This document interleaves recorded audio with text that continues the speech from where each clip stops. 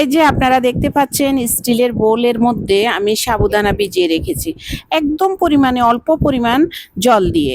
তো আমি দুই ভাগ করে নিচ্ছি। এই যে একটা ভাগে এখন আমি ফুড কালার দিয়ে একটু কমলা কালার বা যে কোনো কালার ফুড কালার দিয়ে আপনারা কালারফুল করতে পারেন। আমি এখন এখানে একটু ফুড কালার দিয়ে দিব আর একটা সাদা রাখবো। আমরা আটা বা ময়দার ডো যেভাবে তৈরি করি ঠিক ওইভাবে তৈরি করব। এই যে আমি ওইভাবে একদম মেখে একটু লবণ দিয়ে তারপর আমি তৈরি করব। ওই জিনিসটা আমি দেখাতেই ভুলে গেছি, সেই জন্য দুঃখিত। আর এই ফাঁকে আমি তৈরি করে নিলাম ছোট ছোট করে বল বল করে মিষ্টির আকার করে ছোট করে নিবেন। তো এইদিকে আমি কড়াইতে দুধ বসিয়ে দিলাম, বসিয়ে দিয়ে সেখানে কিছু এলাচ দিয়ে দিলাম, দিয়ে এই যে আমার দুধটা একদম আগেই অনেক আগেই আমি ফুটিয়ে রেখেছি। তারপর আবার একটু উতরানোর পর আমি এই যে মিষ্টিগুলা দিয়ে দিচ্ছি। মিষ্টির মতো শেপ দিয়ে নিয়েছি আমি। ছোট ছোট মিষ্টি বলেন, রসমালাই বলেন, আপনারা বড় দিলেও দিতে পারেন, একদম বড় মিষ্টি হবে। তো আমি অনেকটা রসমালাইয়ের শেপ করে নিয়েছি, সেটা দেখেন কি সুন্দর হচ্ছে, একদম ফুলে কাচের মতো চকচক করতেছে।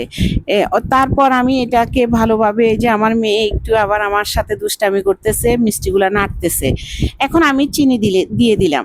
আপনারা পরিমাণ মতো চিনিটা দিয়ে দিবেন আর একটু আবার শেষ পর্যায়ে একটু লবণ দিবেন, যাতে এটা তো সাবুদানা, তো একটু লবণটা দিলে মিষ্টিটা ব্যালেন্স হয় আর ভালো লাগে।